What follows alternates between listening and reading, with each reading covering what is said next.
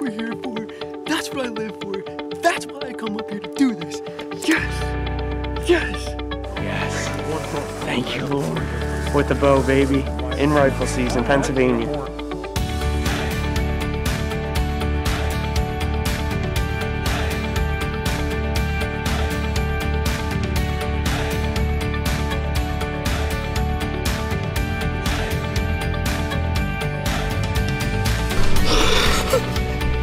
I just got my first target with the bow.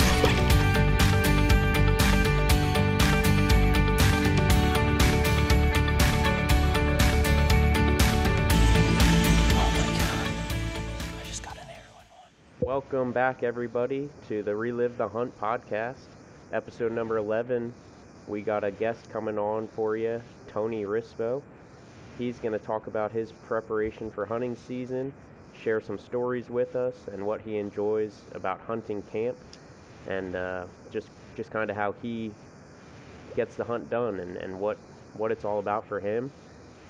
Before we get him on the line, though, let's talk with Tom. He came back from the ATA show and did a little hunting himself. How's it going, Tom? What's up, Cole? How's it been? It has been good. I am actually in full-blown shed mode. I just want to hit the woods and walk. Funny you say that because I know you've been asking me about, hey, did you get your trail cameras off the one property that I hunt? And I'm like, no, I haven't got them yet. Well, today I got done work a little early and I took a gander over there, and luckily my trail cameras were still intact to the tree. Nobody stole them yet. That's a win. And that is a win. I was just happy about that. Otherwise, it was actually a disappointing camera card pull. In the middle of November, a leaf had fallen in front of one of the camera sensors, and I had like 700 pictures of a leaf. I hate when that happens. I was like, what the heck? And then the other one, it was kind of dead. Not what I was expecting for leaving it out there so long, but it's a learning curve there. So, were there any trespassers on the cameras? I had one hunter on the camera, on one of the cameras, and to be honest with you, I don't know if it's a trespasser or not. There is one other guy allowed to hunt the property, but I've never met him. So I don't know what he looks like. I'm assuming that it's the guy that's allowed to hunt. Yeah, that's safe to say then. So I didn't take it as I didn't take it as a trespasser. So I'm safe to say that he was just the guy that hunts the property. But other than that, I did, do a little scouting. I learned a little bit more about the property, and in the meantime, I was also looking for any fresh sheds that had fallen, or even an old one, but with no luck. But still a success to get out there, and I've already learned a couple things for how I would set up for the previous, this upcoming season. Yeah, and when you get in that property, it'll be the first week kind of deal. Seal the deal the first week. Yeah, this property, I got to kill. If I get a buck on a pattern on a buck, they will pretty much hold their pattern through the whole summer and the first week or 2 weeks into the season in September, and that's when I got to make my move. And it's usually not even that long. It's usually the first day or two, and then that's it. Yep. I'm pretty sure I want to go shed hunting, but I'm cursed when it comes to finding sheds in January. I think last year was just a fluke. I found one shed in January last year, and it happened to be one of the ones I wanted. But I went out 2 times over the last week here, and I found one dead deer and no sheds, and I was covering standing cornfields and loaded with deer sign, but 0 sheds to be found. I think they're still holding pretty strong. I've been noticing, like, around my house, there's a group of these 5 buck. And they all still have packing both sides. So it's kind of like a needle in the haystack right now, if you ask me. I know people are finding them, but I don't like, getting my hopes up if I didn't find one. Like today, I didn't find anything besides a really old deadhead, but it was just a doe, But that was it. A big part of me just enjoys being out there, so yeah, pick up a shed is there, but just the walk is fun. Just getting out there and walking this afternoon, getting that fresh air. I threw my headphones in, listened to some music, and I really enjoyed it. To be honest with you, it was nice to be out there. It was just, I missed it from last season, that's for sure. Yeah, that's what it's all about. And I think our guest that we're going to have on today is going to have a lot of that same feeling. Yes, just going back to what the hunt's all about and being absolutely, with people and friends and family. definitely. So I'm excited to talk to him. But before we do that, we got to go back a couple days to a hunt that you went on. You had some late season success. I did. I did have some late season success. Unfortunately, work has been pretty slow for me, so I had a day off, and I decided I'm hunting today. I need to get out there, and it was snowing. It was the snow front that came through, and I got out there, and I was able to get it done on a mature doe. Probably like a 100-pound doe, and it's quick, easy.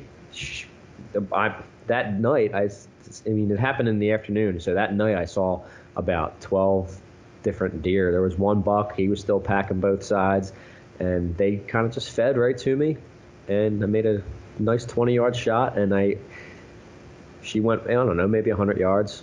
And, what's cool about it is that there was a lot of, about 2 inches of snow on the ground, and I don't think I've ever shot a deer in the snow before. Awesome. So the blood trail that you get. Yes, I mean with a bow and arrow, I should say. Like I've killed deer in the snow with a rifle, but yeah, not with a bow in late season. So it was pretty cool, just to see like at the impact of where impact site, how much blood actually, when you have a good shot, and how much blood is actually there that you do not see in the fall. Yeah, those pin drops. The spray shows up on the snow, but you won't see that in the leaves. No, you don't, and it was surprising. I'm like, oh my God, look at all this blood here, and I made a short clip of this that you can see on our Instagram page. I haven't gotten around to uploading it to YouTube yet, but you see the spray, and that was the impact site where the arrow was, and to me it was a learning experience there that. At impact sites, there's a lot more stuff there than you think. A lot more blood than what you really think there is, and it was pretty cool. Yeah, and I was happy to get it done.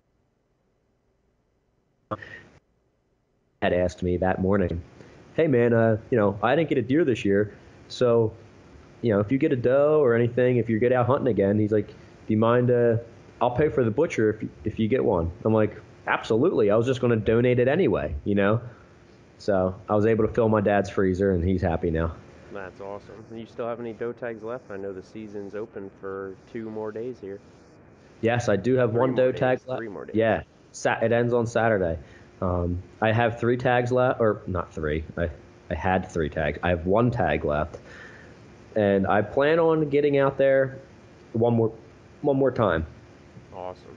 I myself am done hunting.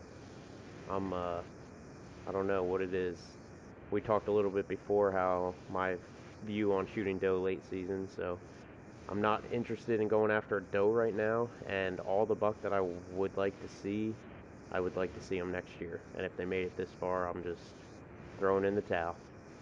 Absolutely. Tag soup. Nah, there's nothing wrong with that. I mean, you're after blades, and full focus on blades, and I could go hunt some other buck, but that's awesome. I was sitting here actually editing a short clip that we're going to be coming out with within the next few weeks, and blades it was one of the clips I had just recently watched. I'm like, oh man, that's blades. I'm so disappointed thinking about this now. The encounter I had with him this year, I watched him for 10 minutes, and I didn't bring my camera that morning because it was freezing cold, like single digits and windy. And for whatever reason, I thought I was going to hike a lot farther than I did, and I was packing light, so I didn't have my camera packed at all. Well, then that afternoon, I took my camera, and I was like, oh, I should have just brought it in the morning, too. I would have had such cool footage of him.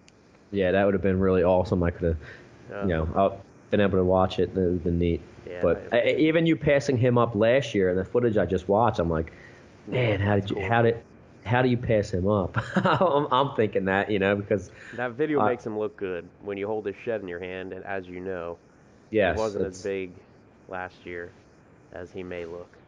Right. This year, we don't know. He's deceiving. Every bit of big now. He's deceiving for sure. The way his antlers lie on his head. So. Yeah, it is. Oh man, I'm excited for that. So everybody that's listening, if you don't already, give us a like on Instagram, Facebook, subscribe to us on YouTube, and to listen to the podcast on iTunes. But just so you get to see these short clips and these videos and pictures, and you can actually go back and follow along the story of Blades that started over 2 years ago now.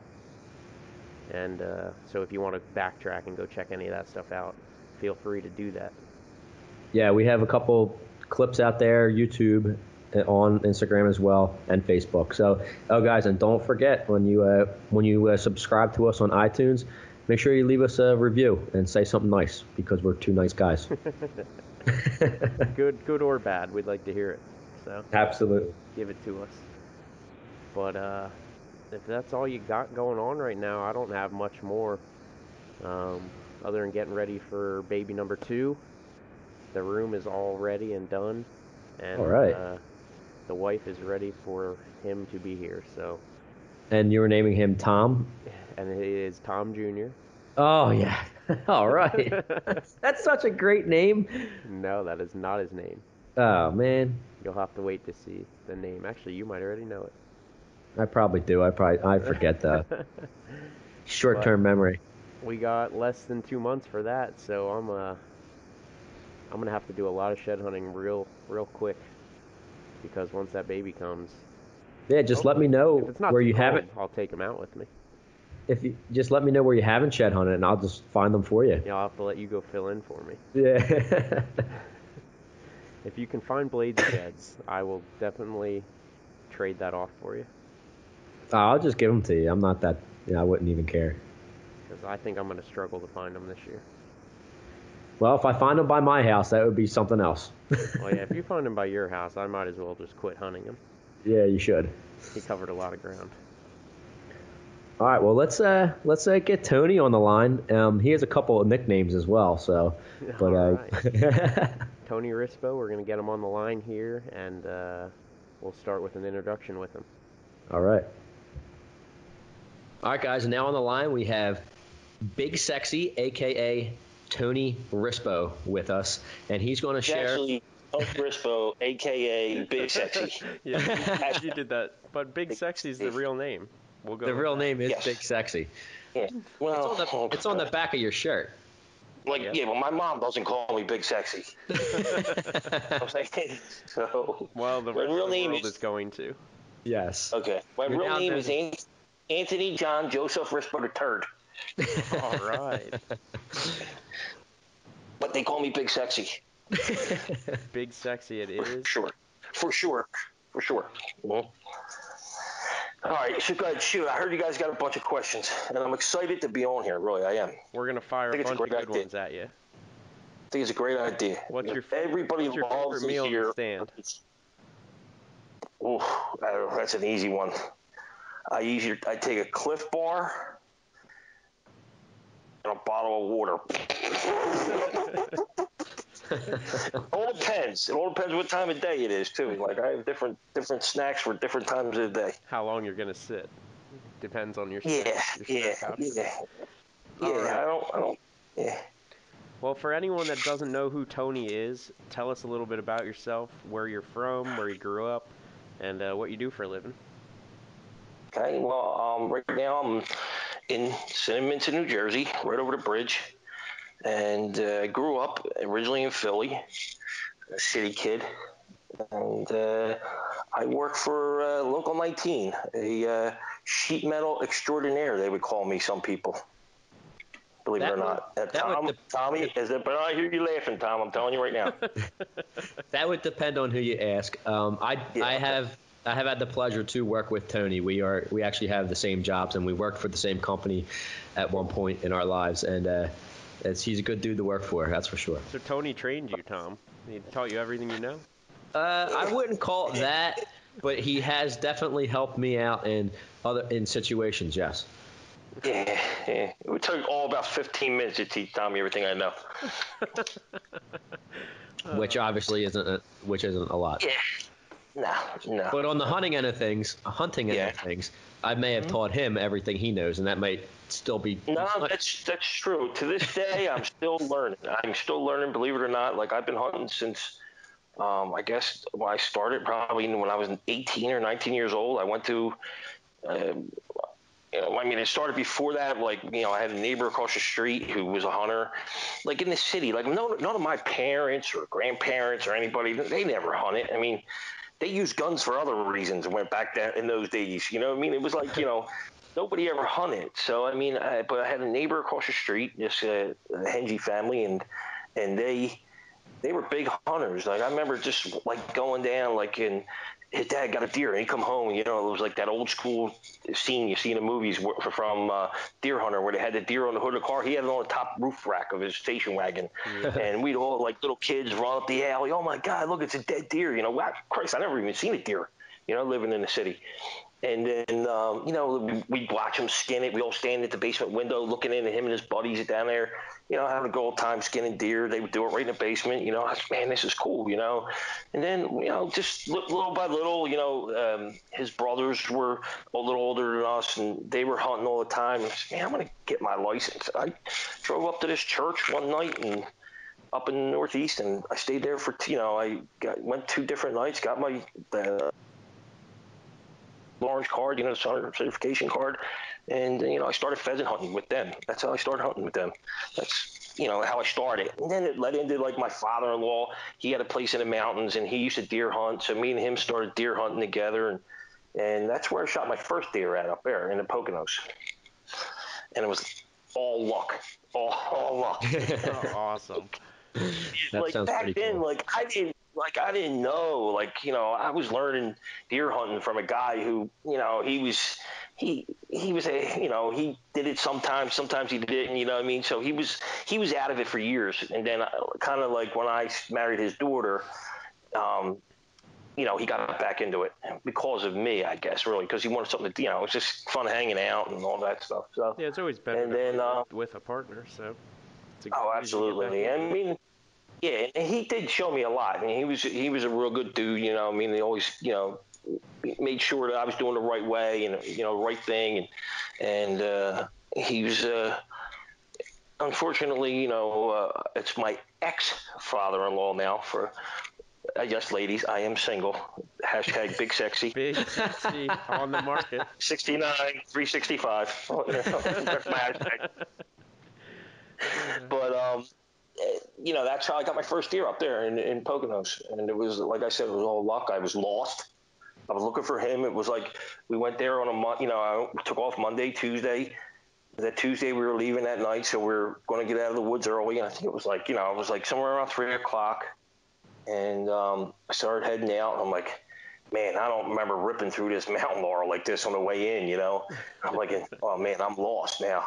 And I could see this guy like way off in the distance. I could see the orange, maybe 400 or 500 yards.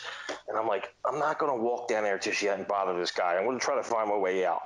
So I'm walking, and I'm dead tired now. I'm out of breath. And I sit down on this rock, and I'm sitting there. I'm like, all right, that's it, man. I got to go ask that guy how the hell I get out of here. I turn around, there's an 8-pointer standing there, like 20 yards away. I swear to God, picked up the rifle, shot it. That guy was my father-in-law. Did he know it was you? He didn't know it was me. He never even saw me. I mean? I just walked around, like aimlessly walking around the woods, and I ran into an 8-pointer.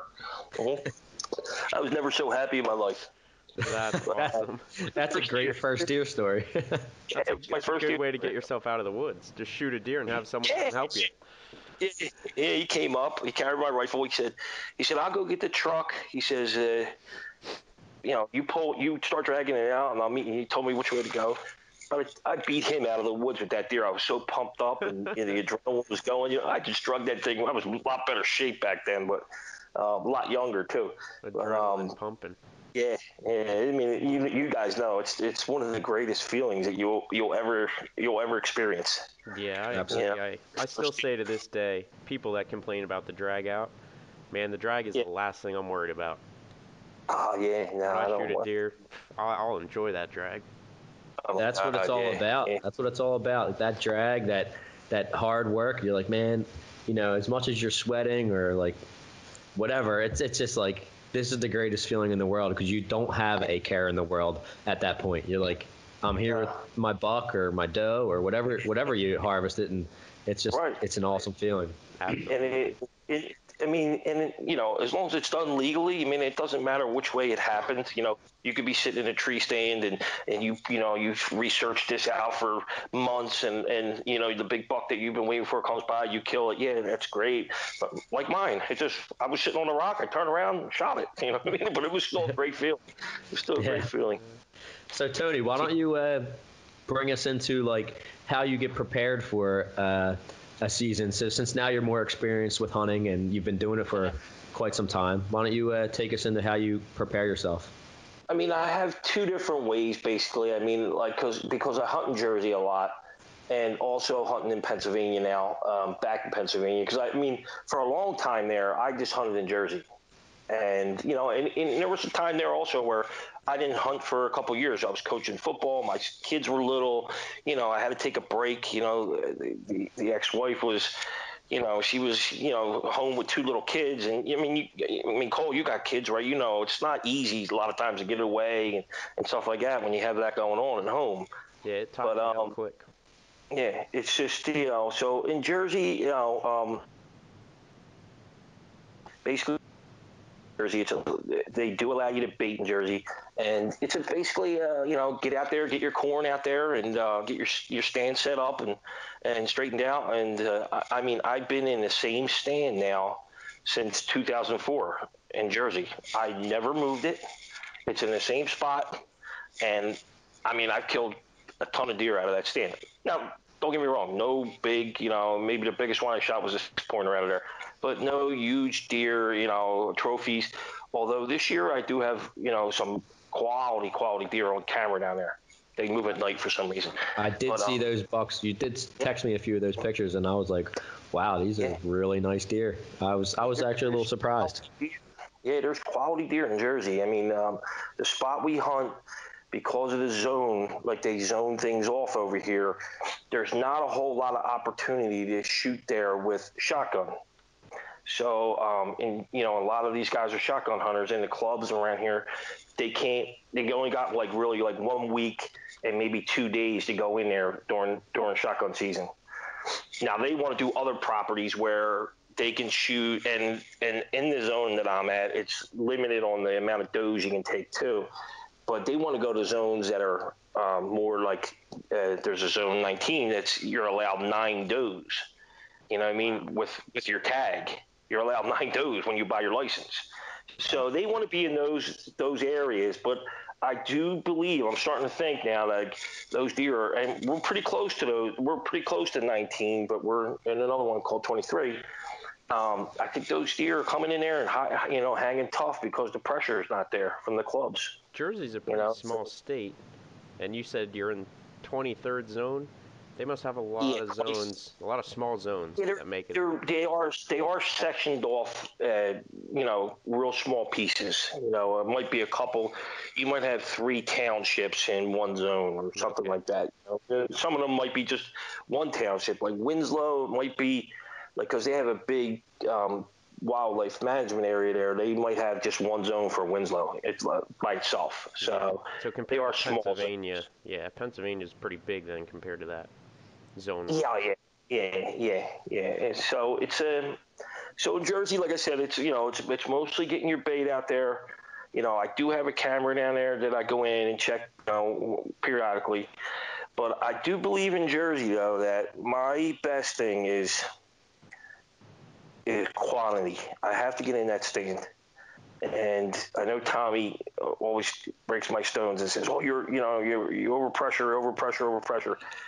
If that corn's there, they will be there. I'm telling you, you're going to see deer if the corn's there. Like, there's nothing else for them down in and where I'm at to eat. I mean, there's some oak trees down in there where they're eating acorns and all, but they know when you put that bait out there, they know it's there, and they just come running. So it's basically whose neighbor has the best corn. Is the Yeah. play. So it's a little bit of work getting it down there. I helped this guy Larry, and that was another thing. Like I said, I was out of it for a while in Jersey.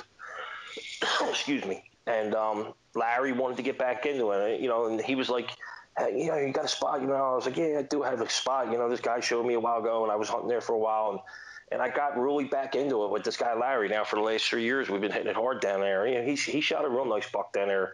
I think last year, was it, Tom, or pointer? I think it was last year. He shot that nice 8-pointer with his bow. Yeah, he shot 2 bucks there last year. He shot that 8-pointer and he shot a spike. But and that's the other good thing about Jersey. You can shoot numerous bucks. You can you have a fall season, which is $1 or maybe even 2. I forget. I think it's $1. And then your shotgun season, there's $2. And then your winter bow season is another $1. Like it's a lot different that way compared to Pennsylvania. How many total bucks did you shoot in one season? Oh God! And if you bought all the tags and the permits, there's permits involved that you can get, special permits. Like, you might be able to shoot $5-6 bucks. Wow, in one season. And if you're hunting in the right zone, you could shoot, I don't know, maybe 9 or 10 does. You know what I mean? If you had all the right, permit zones and all that stuff. But the one we're in is good because, it's, if you're not into the bow hunting, you don't want to really be in this zone. You want to be somewhere else. Gotcha. And it's good. And me, let's use cross.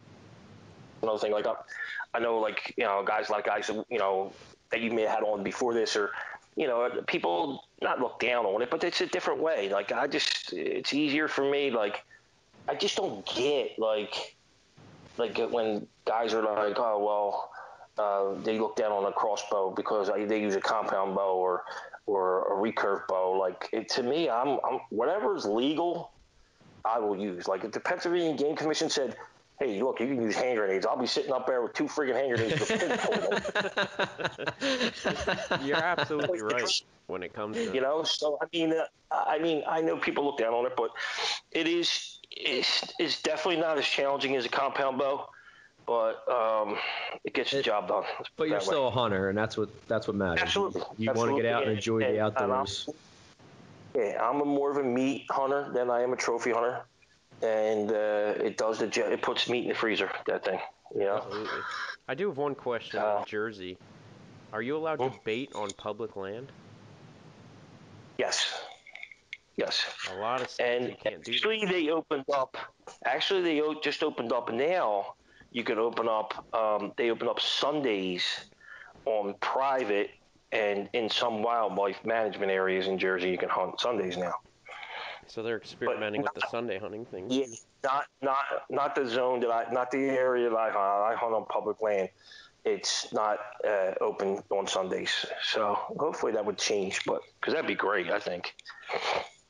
I'm all for Sunday hunting in Pennsylvania. Sure. And I know that a lot of people are not, and I can see both sides of the story for Sunday. But for me, where Tony, you hunt in out of the same camp I do, and when we're driving up north Pennsylvania to go hunting for one day, and it's a 3-4 hour ride, that's a lot, So Sunday would be beneficial for guys like you and I. You at least get you get a morning in. It makes it worth the ride. It makes it worth your while. That 4-hour ride or whatever it is. Yeah, no doubt. Yeah, I'm all for Sunday hunting as well. I think it's a good thing, and there's really not that many Sundays in deer season, so it's not that big of an impact in my opinion. Yeah, but it definitely would help. This is what especially like Tommy's saying. You're riding all the way up there, and where you're at though. You're hunting on your land where you kind of live, right, Cole? Right by saying that? I don't travel too far from where. I can hunt right by my house, and I can hunt 30 minutes from my house. Right. So. Yeah. So, I mean, look, if I had that opportunity in Pennsylvania too, I'd probably be like, yeah, Sundays wouldn't matter that much. You know what I mean? I'm all for it. Bring on Sunday Yeah. hunting. Yeah. For everyone that You got can't. 'Cause people work on Saturdays too, so.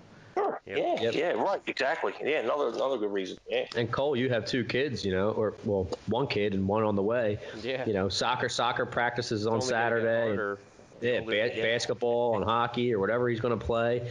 Mhm. Everything's on Saturday. Yep, Yeah, exactly. It's and gonna really that limit. doesn't make it easy. If they get into like a travel sport, and I mean that was my problem for years. Not problem, but because I really enjoyed it with my son. But it was just too much. We were traveling all over the place, and hunting was the last thing on my mind. Trying to get him from one place, from A to B all the time. Practices here, practices there, and just takes up a lot of time. So. But that was. But the other good thing about living in Jersey and hunting in Jersey was I could be in my stand in 45 minutes. You know what I mean? So it was a good thing, hunting over here. That's why I still enjoy hunting over here. And that was another one of my favorite stories is when I did take my son. Probably I guess he was probably about 7 or 8 years old, maybe even younger than that. And I took him down to the stand in Jersey, the same stand I'm hunting out of now. And it's a double. And I need a lot of room up in there. You know what I'm saying? Like, Well, big sexy. you big sexy needs to spread out. So it's good for me and a little kid. Like me and another adult doesn't work. Me and a little kid would work. So I did take him one time, and he was all excited. We get up in there, and we did a morning hunt, and it was pitch dark. I took him in the pitch dark. He was there, and the whole. And please just let me see something because he's just going to be bored and want to go home. And to keep a 7-year-old or a 6-year-old occupied that long is no easy task, as you know, right, Cole? Yeah, I haven't been to 6 years old yet, but I know it's not gonna Yeah, be easy, and you don't want to lose their yeah. interest. Right, exactly. So, I mean, the whole day he was, he'd go, hey, Dad, there's a deer over here. And I'd look and he'd go, I got you, he's messing around with me. And, That's and I'm like, and I'm already pissed off that I'm not seeing a deer and I got him badgering me now. So I'm like, man, this is not working out. that's great. So I guess it was probably close to about 9 o'clock in the morning or something. I'm like, I'm ready to pack this in. And he goes, Dad, there's a deer over here. And I'm like, yeah, right. All right, Chris. He goes, no. There's really a deer here. And I look over and I can see a spike buck come walking in from my right side. Now I was using buckshot at the time. So the thing came in. I'm like, oh, you know what? I'm going to shoot this. I think I had a deer already, and I was kind of like, maybe I'll let it go. But it was coming. I'm like, he's with me. I'm shooting this thing. So I lay one, on all three. Boom, boom, boom. Put it down. And he goes, Dad, you got one. And I said, yeah, Chris, I got one. He goes, Dad, I peed my pants. No way. he got so excited. He got so excited from the adrenaline from it. He just lost it. He just lost it. I That's awesome. said, yeah. So I said to him, I said, "Oh, you wait here in the stick," because it ran off into the brush, and I could still see it from up top. But once you get down, it's so thick down there that you get turned around really easy. Yep. So I said, "You stay up here, and I'll get down, and you just kind of guide me over to where you see him over there." So he goes, "All right." So I'm down, I'm getting my stuff together. I hear, I'm like, oh my God, here comes another deer. I'm thinking, it's him. He got down right behind me. He's running over. He's Dad. He's right here. Dad, he's over here. He's standing right here. He knew right where to go. Yeah. You know where to go, And I'm like, well, worried. Like, oh man, maybe it went off into the brush. And Dad, it's right here. It's right here. He's saying. So, I thought that was one of my favorite stories because I was with him. He got to see me kill a buck, and it was just fun. And I thought he would, he just never took off on it. Like he just never had any interest. With playing sports in high school and stuff like that, he just never had any interest and just never picked up on it. He recently said to me, he thought about doing it, and then it was just, he ain't gonna do it. So I never pushed him into anything, and I don't want to push him into something like that, where you got to be you want to be involved. You want to be somewhat into it before you go through all that, go through the testing and all that. Because over here in Jersey, you have to go shoot for them, and if you're going to use a bow, they want to see you shoot the bow and all that. So it's been a lot for them. So Yeah, at least you got that's an awesome memory to have with your son. Yeah, it's one of my favorite ones. One of my favorite ones. That is a great story. I remember you telling me that one before, and I peed my pants. I started dying. That is priceless there. I peed my pants. Still wearing my pee pants today. Yeah, but it was a lot of fun, and then after the I started hunting back again. Like, I took those years off, a couple years off, and I did hunt here and there with a guy, and it was actually this guy Tony Rispo who showed me the spot where I'm at now, and he moved on. I think he moved to Maryland, and I just have been there ever since. And then I got Larry back into it. And it's just, it's a good spot for me down there. It's easy to get to, and it's fun. It's fun to be at. Then, Yes. And that's different than, it's because of the baiting and it's close to home. I think it's not easier, but it's definitely more convenient for me there. Yeah, it's nice to have a spot closer, close to home. You can get out after. You're like, you know what? I'm screw it. I'm going hunting tonight. It's just convenient. It's convenient. And I don't think I'm as picky, or should I use that word picky? I mean, I'm not as I guess picky I'll use, but as when it comes to hunting in Pennsylvania, deer wise, like I said, I'm not a real big trophy guy, and I'm more of a meat hunter, and if it size or legal deer, there's more likely I'm taking a shot. Yeah, why don't you bring us into your lifestyle of hunting in Pennsylvania and how you go about preparing for a season in PA and what you do and all that? And I think Pennsylvania, I'm a big food plot guy, and I really in working with Tommy these last couple of years, I really gotten into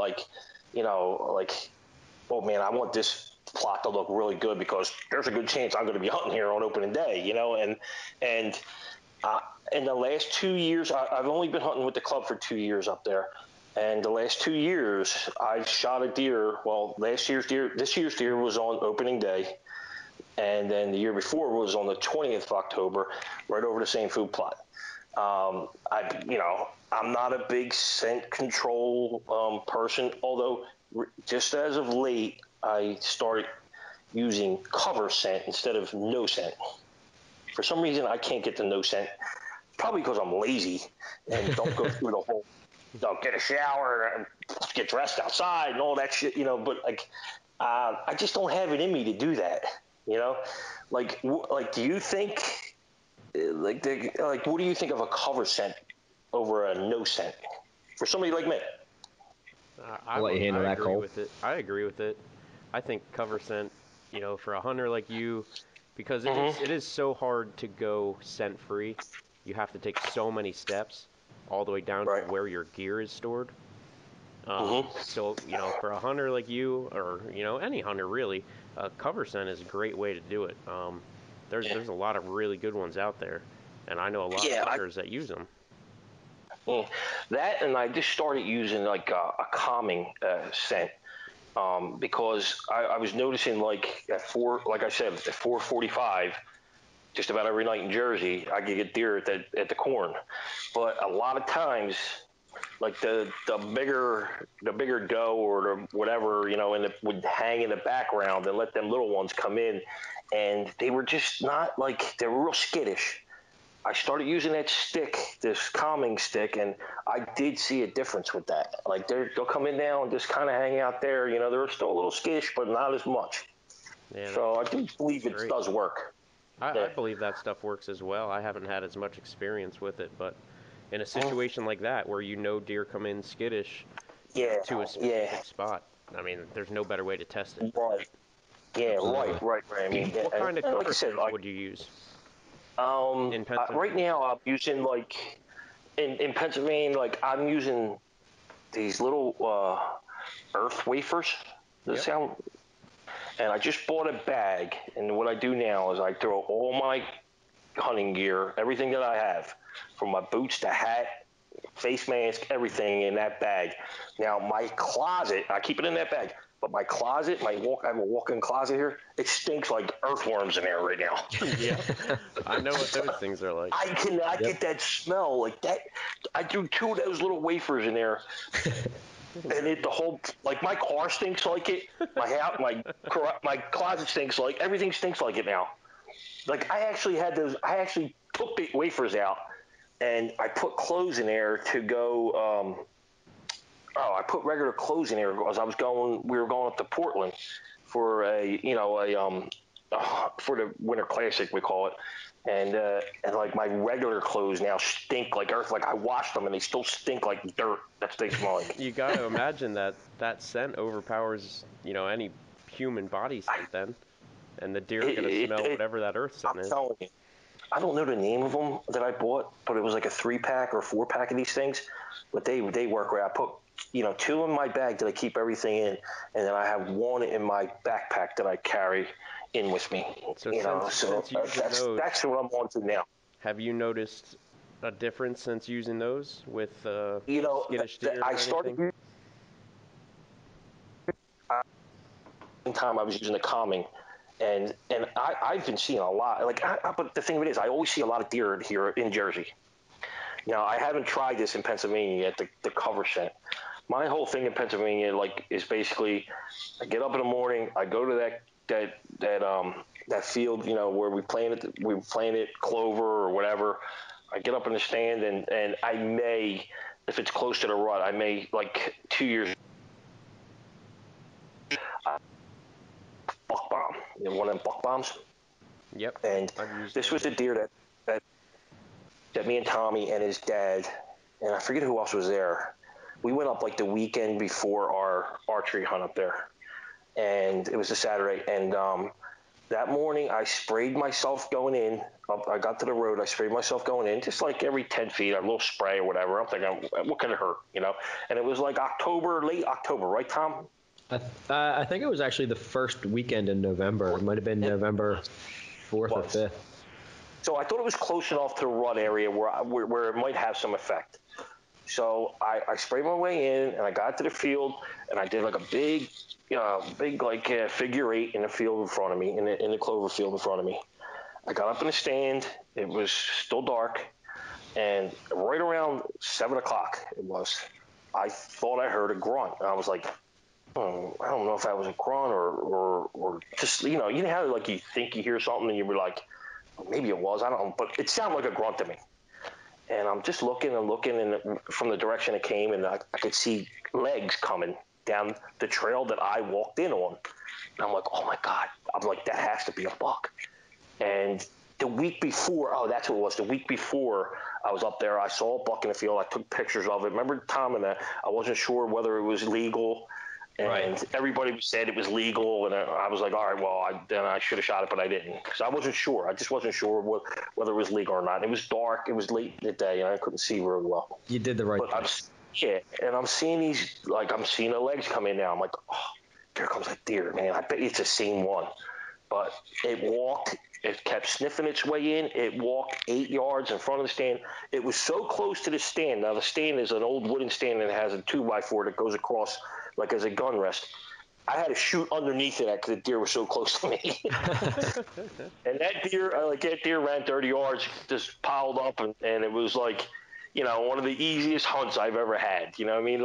It was just, there was no hiccups in it or nothing. Deer walked in on the trail that I sprayed, walked 8 yards in front of the stand. I shot it with a crossbow. It died 30 yards away. That was it.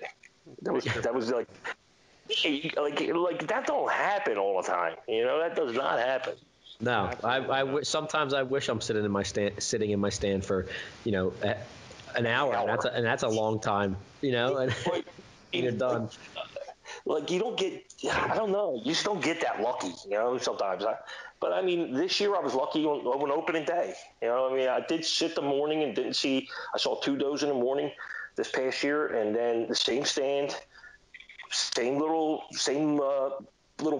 food plot that me and Tommy did, because this is the food plot, Tom, that we redug up, right? Yep. Yeah, we redid the whole thing. And sitting there, I was the afternoon hunt. Like, I wasn't there more than maybe 2 hours, and had a decent 8-porter come out to my right. That was a little tougher shot, but I mean, that's a shot there like I would never make with a compound bow. Like, it was between, like, I'm talking like a 4x4 window through the pine tree that I'm shooting out of, and like that one there, I thought I hit it a little far forward. We couldn't find any blood. We had to wait till the next day. Like, they're not all easy like that for that one 2 years ago. Yeah, that buck that you shot this year on opening day, I got a little nervous there until we got back to the cabin and started really replaying, your shot and what you said, and you showed. I don't even think we found the arrow. No, we didn't find it till the next day. Right. We didn't find it till the next day. But everything that I like, and then when you shoot, sometimes I'm like, oh man, I don't know. Like, you're asking me, like, well, where did you hit it? And I'm like, well, I think I hit it forward, and how far do you think it went in? And I'm like, well, I think it went. Where did he run? I'm like, oh my God, like, I think he ran here. And then I get down, I'm like, I don't know, he might have ran over there, or he might have ran over there. I don't know. And then, but like, everything that I said to Tommy originally was exactly what happened. I hit him a little far forward. The arrow went in that far. He ran exactly where I said he ran, and he did crash. Remember, I said to you, I think he crashed over there, but we still pulled out, for the night.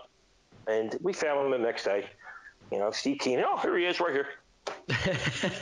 Yeah, no enthusiasm at all. Oh, here's your deer. He found the arrow. He was, I found, like, because we couldn't find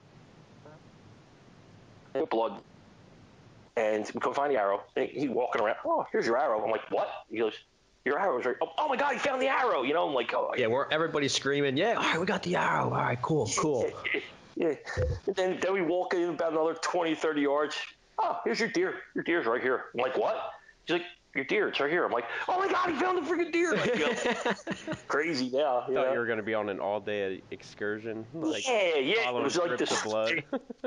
Yeah, like the Sunday, like everybody wanted to go home. You know what I mean? Like, nobody wanted to be out there probably helping me look for my deer. And but it was, being part of that up there in the Silver Bell has been a blessing for me. It's just been, I've learned so much from just being there in 2 years. I mean, I've experienced so much just being there in 2 years. I mean, I've killed 2 deer, so I've had a lot of fun. And, and besides just hunting, I mean, the camaraderie that goes on in these deer camps is something, something that people don't even know how to experience. Like I try to tell people what it's like, and they're like, they look at you like, what? They don't know how much fun it is, and the camaraderie you have with all these guys, and I'm just so happy to be part of that. Tommy's dad, Tom Senior, shout out to Tom Senior. He's the one who sponsored me in that club, and I'll never forget that. Yeah, I think that's absolutely great that you guys have that going on up there, and that you have so many members involved. I'm actually trying to bring that to the camp that I hunt at, and get more people to enjoy it like it's a hunting camp. It's harder for us because it's so close to drive to that nobody wants to stay there. Right. Yeah. I mean, it's like, it's when you're a kid, you went away to camp, how much fun it was, and, whatever, or you went away to college and the fraternity that you were at, I mean, that's what it's kind of like, Yeah. Hanging out with your boys, and you're hunting and having fun and cooking and drinking and eating, whatever. It's a lot of fun. And those memories are something you're going to have forever. Mm-hmm. Just those sort of memories stick, in my opinion. Yeah. It's something that I feel blessed to be part of. I really do. Yeah, it's definitely a great camp that we're a part of, and I feel like it molds you as a person as well. You learn a lot. I mean, I never turkey hunted before until I got up there, the first season I was up there, I kind of did my thing. You know, I'm not big on going uphill. Let's just put it that way. All right. I can go downhill really good. Right. Going uphill is a problem. Now, going turkey hunting 2 years ago I kind of stayed close to the cabin and the flat areas and, you know, did my thing. Now, this past year, I got pushed to my limit, all right? And I've learned so much in this past year. And I was hunting with Tommy Jr., and he pushed me to do things that I normally don't do, like walk 6 miles. All right, now I usually don't walk 6 miles. If you saw me, you'd be like, "This dude is not walking 6 miles." So I 6 miles, and it felt like it was friggin' uphill both ways. Yes, I swear to in a foot God. of snow, and even though it was I swear to God, he did it to me on purpose. He took me uphill both ways somehow. I don't know how he did it, but he did it. But I made it, and that was a lot of fun, wasn't it, Tom? It was a great time hunting with you there. We even got into turkeys that day too. I thought we were going to seal the deal there for a minute, but it just didn't work out. You got one. Then I did, yeah. He was helping me out to try to get one, and if I wasn't so slow, I think I may have got one. Remember? But well, like that uphill thing was not working too well. But, so I mean, like I've learned so much in just a couple of years I've been there. You know, what I mean, every time I go out, I try to learn something. I mean, even if when I'm in Jersey, like, you know, with the calming scent, like I'm like, let me sit here and just watch these doe and see how it works, see if they sniff around, or I check my camera and I'm like, oh, look at this doe just sniffing at that stuff that you know, and then going and eating, and you know, I just try to learn something every time I go out, just to try to be a better hunter. You know, I mean, look, I'm not the best, and I'll be the first to say it, but I mean, I try to learn, I try to do the right thing, and it does work out for me in the long run. I mean, I've shot a lot of deer. You know, I'm always trying to free. I'm not done yet in Jersey. I still got to the end of the month, so I'm gonna try to get another one. And that says a lot for, like, you know, anybody that's listening, that, you know, you hear all these podcasts or you watch TV and or anything. You're into the outdoors, but you see all these people on social media. Oh, you got to do this and you got to do that. And Tony's an example of a guy that, you know, he doesn't pay attention to all that and like, oh, I got to do this and I got to do that. He tries and he's still successful. And it doesn't mean that you have to be a pro hunter, or I don't even think there is a real term as a pro hunter, but you don't have to be gung ho. Like, I mean, for me, I'm gung ho, and Cole's gung ho. Look, everybody's different. You know what I mean? Like, people are different, and different ways will work. I mean, different ways work. I don't go out and buy $400 or $1,000 worth of Sitka gear. I don't go out and buy, you know, I mean, I have, you know, decent camouflage stuff that I wear and you know, decent boots, and guess what? It works for me, and it could work for anybody out there too. If you go out and you do if you do the right thing, first of all, and you try to minimize, I mean, how did I put this? Kind of minimize your mistakes, your faults. Yeah, you minimize your faults.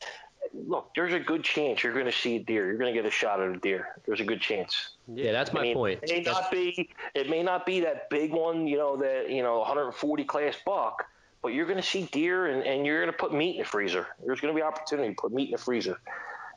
Absolutely. Every time you go into the woods, it's a new experience. It's a new learning experience. Every time you get to watch deer, and then the next time you go in, you might do something a little different just to see how the deer react or how your hunt ends up. You know, and that's each individual person's preference on how you do it. You just keep learning, keep going, you know, and I mean, anybody that hunts knows that every time that feeling, you know, before you get there, you're like, man, this is going to be great. This is going to be great. There's going to be days where you're there and you're like, man, I ain't seen nothing. This sucks. You know what I mean? This spot sucks. And there's going to be days where they follow that trail right to your stand.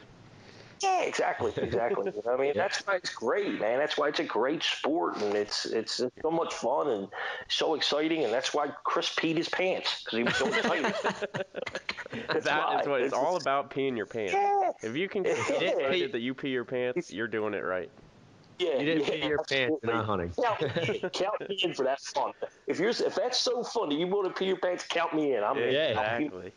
Now I think there's going to be a new saying. Did it really happen if you didn't pee your pants? Yeah.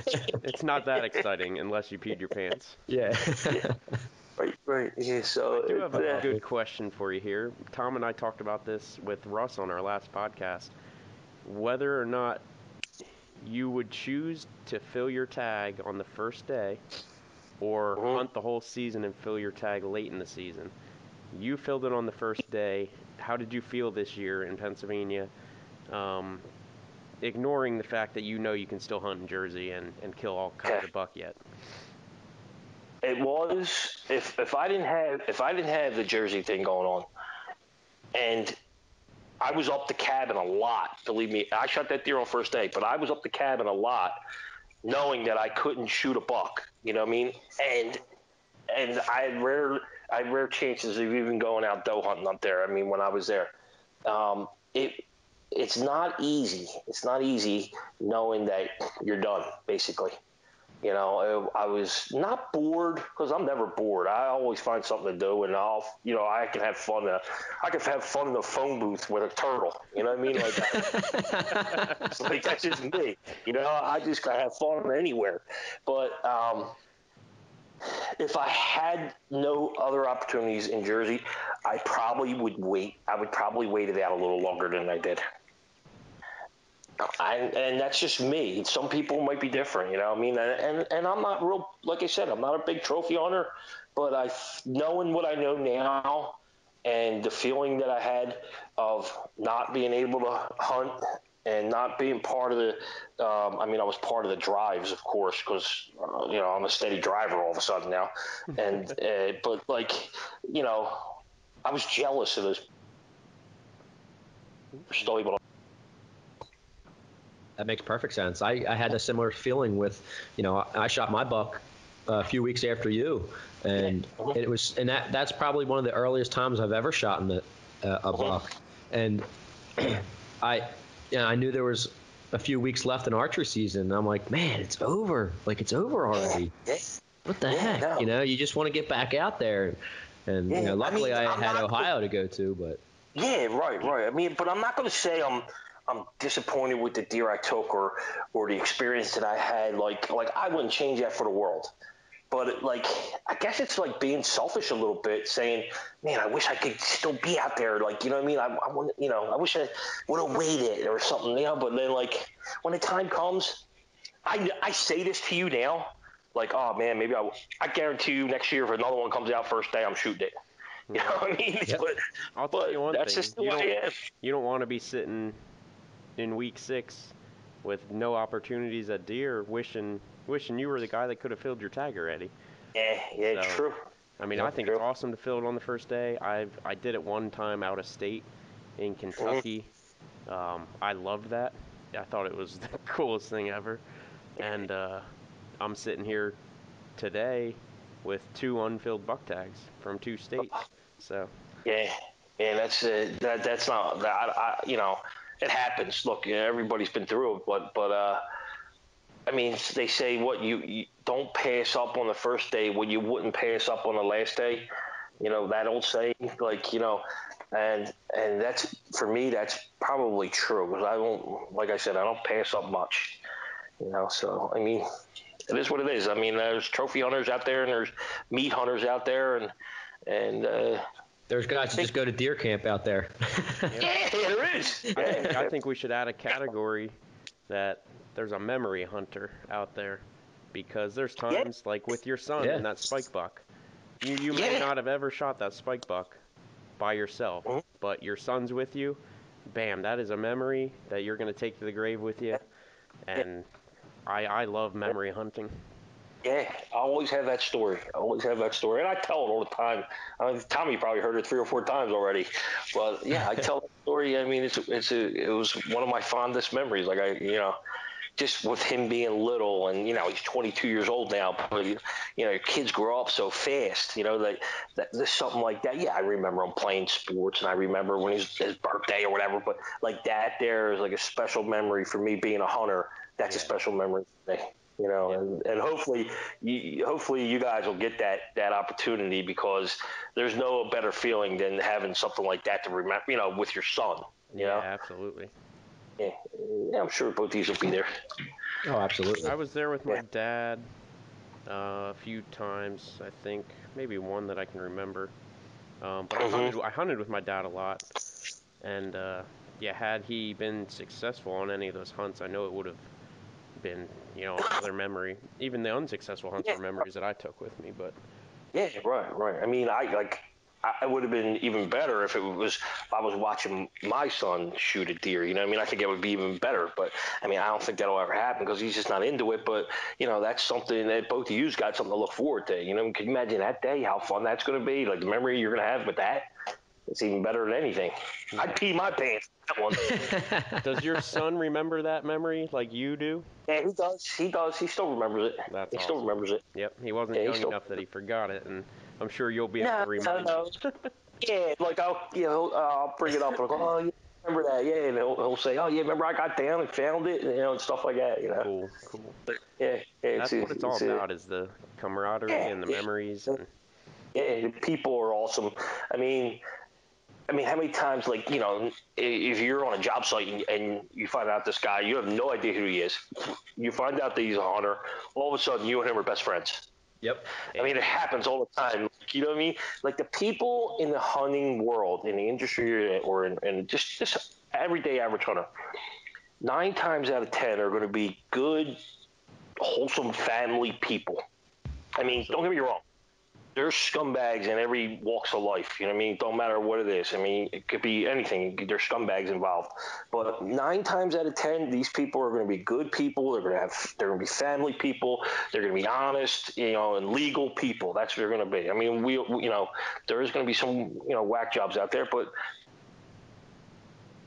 I mean, it's just, that's another thing I love about it. Yeah, absolutely. You can tell a story to anybody. Sit, listen to you, and you can listen to their story, and I'll sit there for an hour and just listen to somebody's story. You know what I mean? And whatever. Yeah, that's what it was. That's what it was like in the ATA show for me. You meet all these people that you just see on social media, and all of a sudden you meet them in person, and you're not even talking about like what you do in the industry or anything like that. You're sitting there talking about, you're telling hunting stories, and man, that was awesome. That's a great story. We got to get you on the podcast. It was. This is this is a great, like I told Tommy before, it's a great idea. Like the name is just great. It's just, it's a great idea because anybody involved in hunting likes to hear a story. Exactly. And these podcasts, I've listened to them, most of them, and I just listened to Georgie's the other day, and I heard that story 5 times already, and I listened to it again. You know what I mean? But it was, just everybody likes to hear a story, and this is a good way to. Thousands and thousands of stories out there, so we'll only be able to share a fraction of them, but it's a blast. I mean, just sitting here listening to the 4 stories that you told tonight is like, dude, I cannot wait to hear more. Yeah, I hope there is more. Hopefully by the end of the month I get another one. I hope Tom's peeing his pants next year, and you're shooting. Yeah, that would be great. Yeah. Hopefully I do pee my pants. Yeah, I would like to see. My goal now would be for Tom to put me on a turkey and pee his pants all at the same time. Yeah, that's like you're gonna shoot a turkey. Tom's gonna pee his pants. It's gonna be awesome. That's going to happen this spring. And then you guys can have me back on here again, and I'll tell that story. We will definitely do that. The time Tom peed his pants while turkey hunting. Yeah. We got to let Tony tell it. Yes, Tony has to tell it. You'd have 1,000 likes in a matter of minutes. Well, it's not cool now to shoot an animal without somebody peeing their pants. So. Yeah, well, I started it, man. We gotta keep it going. Yeah. Gotta keep it going. Yeah. Well, Tony, I'm like, next time I go out, I'll get a gallon of water. I'm like, come on, Tom, we're going turkey hunting. Drink this water. Drink this water. You're gonna need it. Oh man. Yeah, but, it's a lot of fun. Yeah. And I appreciate you guys having me on, and best of luck with all this. And If you ever need me for anything else, I'm here. Big Sexy's here, dude. Thank you very much, Big Sexy, for coming on and sharing those stories. I know I enjoyed them. I hope the listeners enjoy them. And that's about it. That's all I got. I cannot wait to hear more. All right, awesome. I can't wait to get this out here for everybody to listen to. And thanks a lot for coming on, Tony. I know it was last minute, but it was we had a good time, and I had a lot of laughs there. And we will all make sure that we pee our pants. Yay! I see a new T-shirt coming out. Yeah. Yeah. Relive the hunt. Did it happen if you didn't pee your pants? All right, fellas. Well, good luck, like I said, and appreciate it. All right. Have a good night. Talk to you. Hunt later. See ya. See you, Tony.